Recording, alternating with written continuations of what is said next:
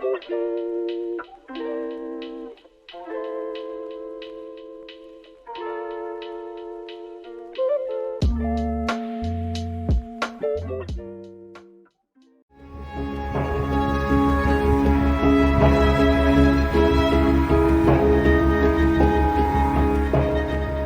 renationalisation of the water system without compensation. Growing public outrage has forced a mealy-mouthed apology from Water UK, but the profiteers deserve jail sentences, not a wrist slapping. Feelings of discontent are rising amongst even the most reclusive of British working-class communities, as word spreads about the severe situation created by regular sewage overflows, about the greed and unconcern that allows them, and about their long-lasting ecological ramifications. The power of this discontent has even begun to reverberate amongst the bourgeoisie, the capitalists, many of whom also want clean water in their taps, clean rivers running through their estates, clean food produced by their local farms, and clean seas lapping the shores of whichever British beaches they may from time to time honour with their presence. In the Sunday Times, Rod Liddell recently penned an article which, with biting sarcasm, related a string of heinous sewage-related facts, and variously pinned the blame for this disastrous situation on profiteering, ineptitude, and, rather unconvincingly, immigration. Interestingly, given the establishment credentials of the paper for which he was writing, Liddell openly called for the renationalisation of Britain's water network. The Times has carried a whole series of in-depth investigations on the issue of sewage dumping, putting some hefty promotion into its Clean It Up campaign, while referencing calls by former Environment Agency chairwoman Emma Howard-Boyd for prison sentences for CEOs and board members of the most seriously offending companies. This in turn has led water company CEOs to embark on some frantic virtue signalling in an attempt to stem the rising tide of anger by refusing their latest bonuses. Privatised back in 1989, 34 years of profit maximisation by 10 separate water companies has led to what FT writer Martin Wolf described recently as, quote, conflicts of interest too great to be managed, end quote.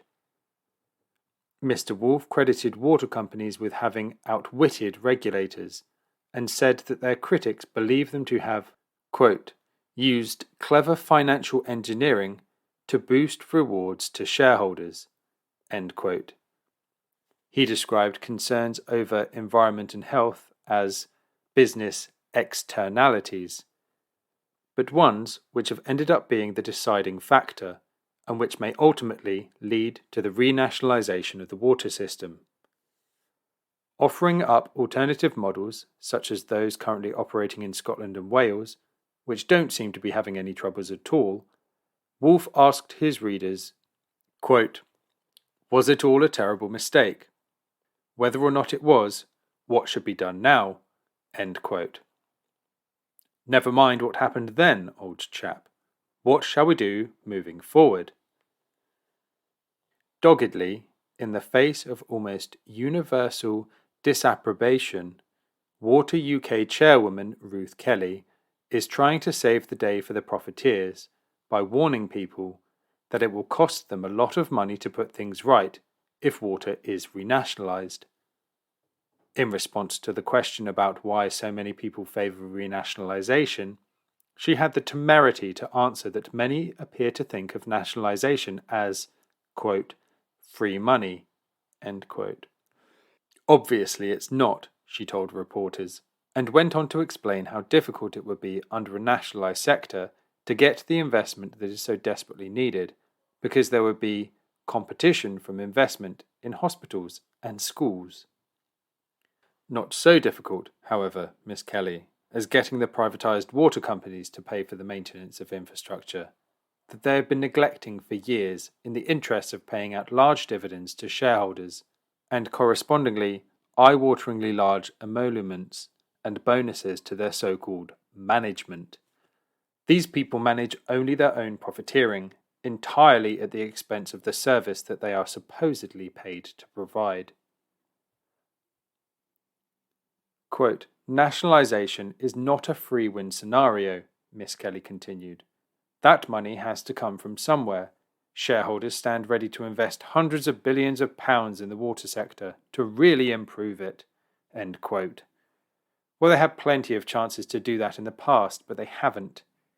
They just profiteered or are in business just to profiteer, so why should anybody imagine they will change?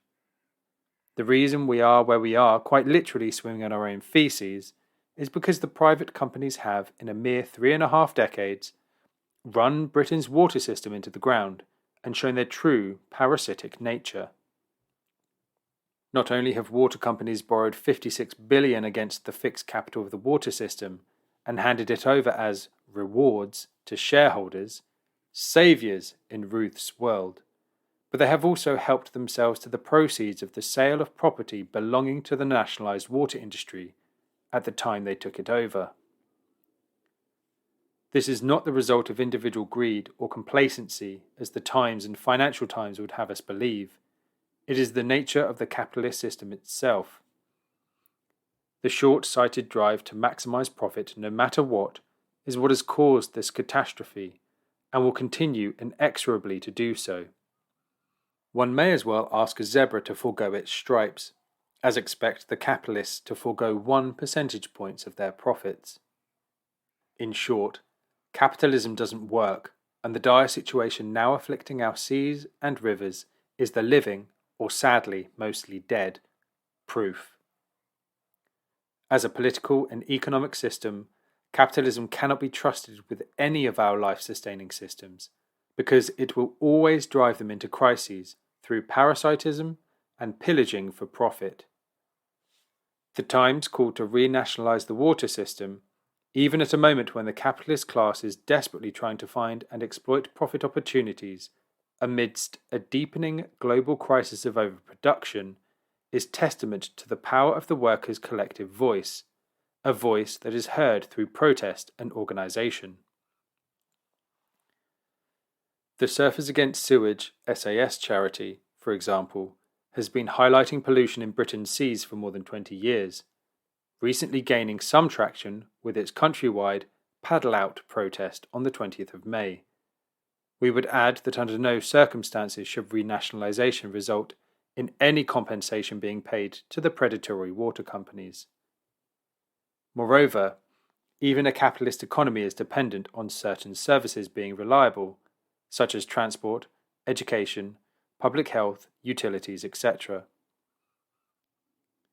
Traditionally, this meant sheltering these services from profiteering through nationalisation. However, as the crisis of overproduction engulfs the world, avenues for profitable investment have been drying up, which led the predatory bourgeoisie to seek to denationalise in order to open up for themselves a stream of profitability.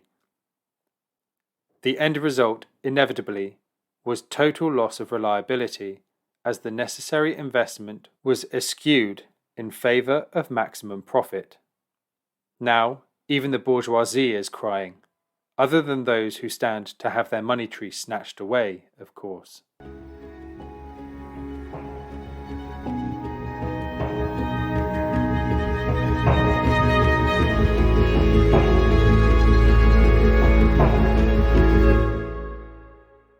Thanks for listening to Proletarian Radio. We aim to bring you the best Marxist analysis on current affairs, revolutionary history, and theory.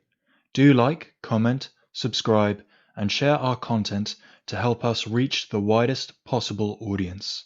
We are a small organization with limited resources, and we need workers' support if we are to grow and fulfill our mission. If you are able to make a one-off or regular donation, no matter how small, please visit our website at thecommunists.org and register as a supporter.